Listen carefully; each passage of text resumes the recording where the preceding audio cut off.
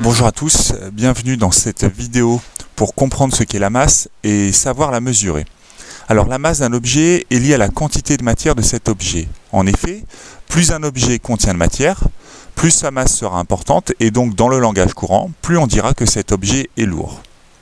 Alors sur l'image qui apparaît à l'écran, nous avons une balance de Roberval qui permet de comparer la masse de deux pains de savon. Sur le pain de savon de droite, nous voyons qu'il y a plus de matière que sur le pain de savon de gauche, ce qui explique que la balance penche à droite, car la masse du pain de savon de droite est plus importante. Cela est lié au fait qu'il y a plus de matière sur le pain de savon de droite que de gauche. Alors pour mesurer la masse, nous n'utiliserons pas une balance de Roberval comme vu précédemment, mais une balance électronique semblable à celle qui s'affiche à l'écran. Alors, dans le système international, l'unité de mesure de la masse est le kilogramme.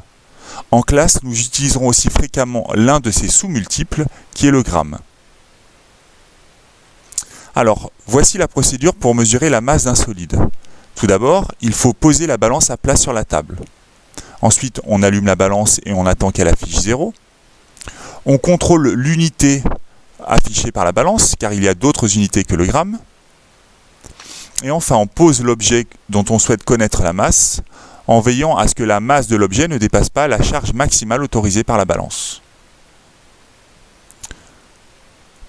Pour mesurer la masse d'une poudre ou d'un liquide avec la balance électronique, le début de la procédure est semblable. Poser la balance à plat sur la table, allumer la balance, attendre qu'elle affiche 0, contrôler l'unité sélectionnée sur la balance, poser le récipient vide sur la balance.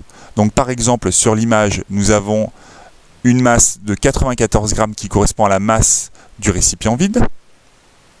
Ensuite, sur ces balances, il existe une fonction qui s'appelle la fonction TAR qui permet de ne pas prendre en compte la masse du récipient. Ainsi, en appuyant sur cette touche, la balance affiche 0 g alors que le récipient est posé dessus.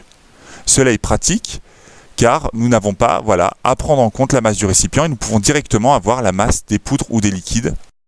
Il n'y a plus qu'à mettre la substance à peser dans le récipient, une coupelle s'il s'agit de poudre, un bécher s'il s'agit de liquide.